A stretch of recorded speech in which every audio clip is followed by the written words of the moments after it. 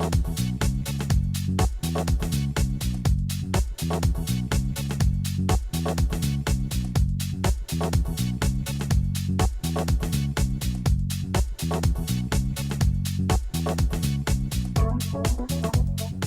and welcome to Wired In. I'm Diana Galata with Hampton City Schools. I'm very pleased today to be joined by Dr. John Caggiano, who is our Deputy Superintendent for Curriculum and Instruction. Welcome. Thank you very much, Diana. Great to be with you this morning. So first off, let's find out a little bit about you, because I know that you spent a little bit of time in Hampton as a teenager. So what brought you to Hampton, and then let's talk a little bit about your high school and college experiences. Sure. Yes, growing up, I was an Army brat. So my dad's last assignment was here at Fort Monroe, and I moved here as a junior, and I was a student at Kecoughtan High School. So graduated from Kecoughtan High in 1989.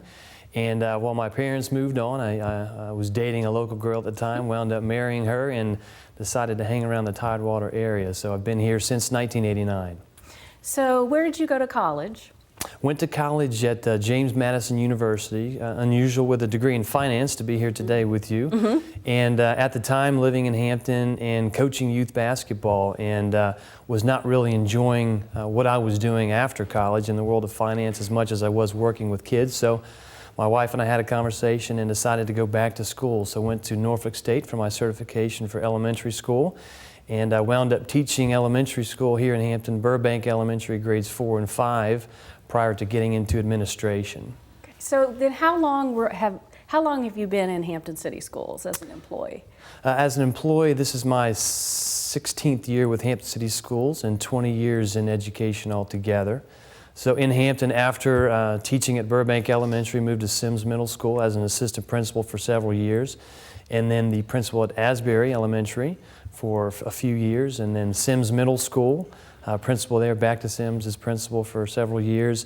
And then following building administration, moved into an executive director of school leadership job here in Hampton City Schools, working closely with Title I principals and assistant principals. And then my first year with the curriculum and instruction department this year.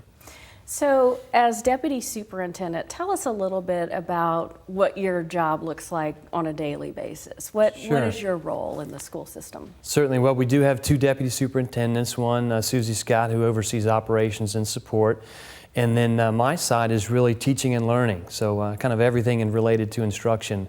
You'll hear Dr. Smith often talk about C equals I equals A, that acronym CIA, or curriculum, instruction, and assessment. So a lot to do with teaching and learning. Within our department, we have 4 focus areas. The first is that of an emphasis on written curriculum. The second, really lesson design and delivery. The third one being a focus on assessment, kind of formative and summative assessments with teachers. And then the last one, communication. So really, for example, how do we communicate and do a quality job of communicating through the lens of a first-year teacher what our written curriculum looks like. So a lot to do with kind of CIA.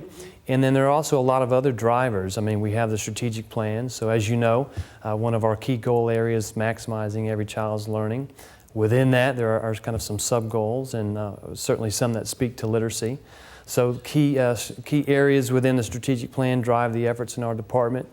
And then as well as the superintendent's focus areas. For example, one of his focus areas this year has been a guaranteed and viable curriculum. So, our department certainly plays a major role there.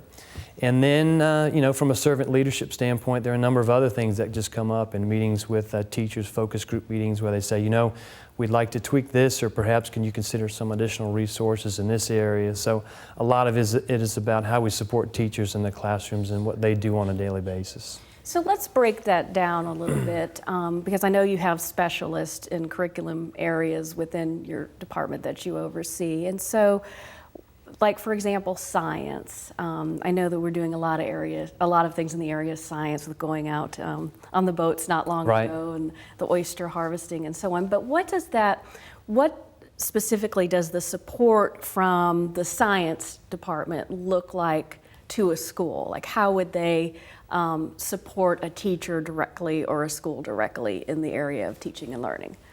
I think a number of ways. We go back to what I said, our first focus area of written curriculum. So right now we've embarked upon sort of a curriculum audit, And so Dr. Smith has charged us with taking a look at what we currently deliver to teachers as a curriculum product. And we're saying, you know, when we look at other divisions in the region, other divisions throughout the state, are there some components of their template, for example, that are attractive to us that we feel will benefit teachers when they're preparing learning experiences for students? So one of the things, for example, the science department is doing right now is taking a deep look at their curriculum and saying, do we have all the right components and how can we enhance what we currently have? So that's an area both Venetia Farrell, our curriculum leader, and her teacher specialists are spending some time with.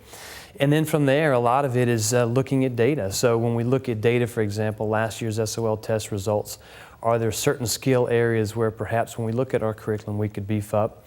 And then how can we put together a professional development plan to support teachers? So this year Venetia and her team have been engaged in a lot of hands-on work with teachers, helping them to do hands-on work with students. So for example, in science at the elementary level, we no longer have a textbook in grade 5. We've moved on to really experiential learning, and so we have a number of kits. And when teachers move through one unit of study, they simply order another kit from downtown that's delivered. For example, an electricity unit working with light bulbs and batteries, etc. And so a lot of that is modeling. And so we have teachers who model for teachers. We have teacher specialists who model for teachers. And then our curriculum leaders, to include science and teacher specialists, spend quite a bit of time in schools. And so we have a lot of walkthroughs that take place where sometimes they're walking buildings and schools with principals, sometimes they're walking with teachers, they'll debrief afterwards. So we've moved from this kind of sit and get professional development to really a job embedded emphasis where it's hands-on, and we've already started to see some results in reference to student outcomes with this particular model. That's great.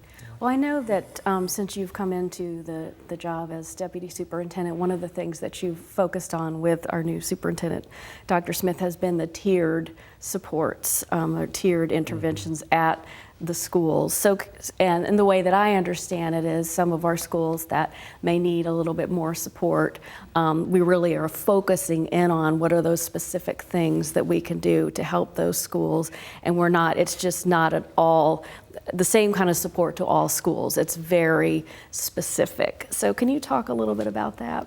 Sure, yeah. This year with the direction, guidance of Dr. Smith and his charge to really say, you know, from a systems approach, which is another focus area for Dr. Smith, what is the best utilization of our resources? Sometimes in a division this size with approximately 20,000 students, you would assume we have kind of unlimited human resources at central office, and we don't. And so often what happens is kind of the early bird gets the worm, so to speak. And so if we have principals of schools where, you know, fully accredited and consistent scores in the 90s, and if they are reaching out to curriculum leaders on a regular basis and we're committing lots of human resources and hours to those schools, how do we ensure that we're reaching all schools where data indicates perhaps a need for additional support? Mm-hmm. So this year I'd say we've taken a very strategic approach. So taking a look at state accreditation data and tiering schools based on that criteria.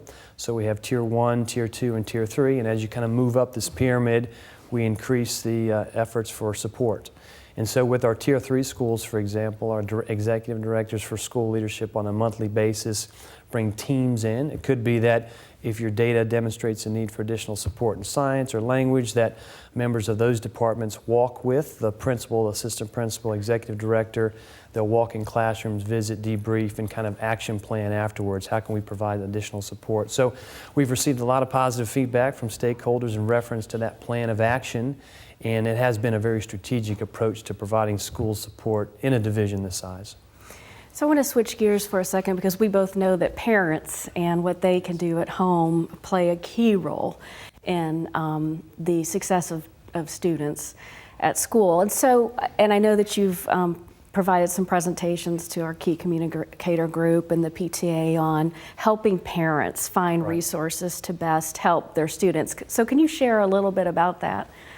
Sure. One thing I have not presented on, but I would start with the answer to that question, would be Power School. Mm-hmm. So sometimes, parents will call central office or principals and say, how can I be more involved, and just how can I keep up to date with my child's progress? And often you'd be surprised how many parents still don't know that I, as a parent, can access my child's information as far as grades. That, there's an expectation that teachers are inputting grades on at least a weekly basis. And so myself as a parent, I go into Power School on a regular basis. I pull it up with my daughter, and not my son yet. He's not getting grades yet, but we'll sit down and I'll ask her questions. I'll have her talk me through, well, I see you did a great job on this quiz here, Catherine. I know we put a lot of time into studying this. What about this assignment here? So she knows that I'm involved in her grades and that I can pull up her grades, that she can pull up her grades. So I think, Power School #1 is a great way. Another question we often get from parents is, how can I help my child either prepare for quizzes and assessments, or just to stay involved, or even enrichment opportunities over the summer? One of the things I presented on, and I would be happy to share again with any parents, particularly if they contact me via email or phone, is something called a curriculum framework document. So, we don't put out our curriculum per se for teachers, but anything about as close as you can get to our curriculum is a state document that's available on the Department of Education website from the state. Resources called curriculum framework documents. And so again, with my daughter, I print those out. We have those on her iPad, and when it comes time for studying for an assessment, I know what SOLs her teachers are covering in class, and we simply get that document out in review. And there's some essential questions and just talking through. In Virginia, like a lot of states, the curriculum is not necessarily written for a textbook. And so sometimes parents can get frustrated because we use textbooks often as resources because of the curriculum is actually driven from state documents, these documents I'm referencing. So I would say those are two things, really stay in touch with your child with Power School, keep up to date, and then using curriculum framework documents to kind of support and help study a bit at home. Both great pieces of advice. Before we close today, I want to give you an opportunity to talk about the literacy effort in Hampton Reads, because I know there's something coming up to really help the family service providers, early childhood educators, help us work together to better prepare students for kindergarten. So why don't you tell us a little bit about that? Yeah, I mentioned the strategic plan earlier. Literacy is a big driver in our next strategic plan, this current strategic plan now through 2020. And we've done a number of things to address literacy, particularly at the elementary level. We've had a major emphasis beginning last year on K-2. In our elementary schools, we've also moved away from what's known as a basal reader. Back in the old days, probably you remember everyone in the classroom getting the same book. We all start the same story on Monday and read through it. Kind of gone are those days right now in Hampton City schools. We've moved to what's called kind of a leveled reader approach, where based on your reading level and my reading level, perhaps when we're back in a small group setting with a teacher, where we have different text in front of us that's more appropriate for our particular reading levels at that time. So a number of initiatives to address literacy.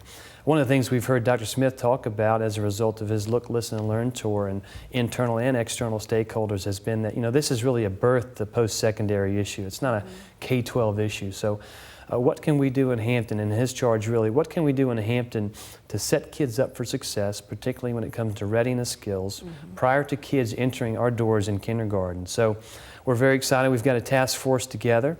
That task force, the first event from that task force, and it's a combined collaborative effort between city agencies and the school division, will be a kickoff on April 30th. And so Hampton Reads is the name of the initiative. We'll be working closely with Healthy Families, for example, child care providers, and eventually reaching out to parents with a formal plan of these are steps you can do as a parent, these are steps you can take as a child care provider to help set your child up for success, readiness, entering kindergarten. Just earlier this week, we sent out an email to kindergarten teachers asking them for input and 3 essential questions. If you had the opportunity to speak to parents and child care providers, what advice would you give? Talk a little bit about expectations, etc. So again, it's a birth to post-secondary, and very excited about kicking off this initiative on April 30th. And I know you're going to assist us from a public relations and marketing standpoint to help spread the word. And as you said, that's just really the beginning. That's the kickoff. Yes. And so our viewers can expect to hear more about the whole Hampton Reads and the literacy efforts for the next several years. Yes, and for us, it's really about fostering a love of reading. It's not how do we prepare students to beat a test.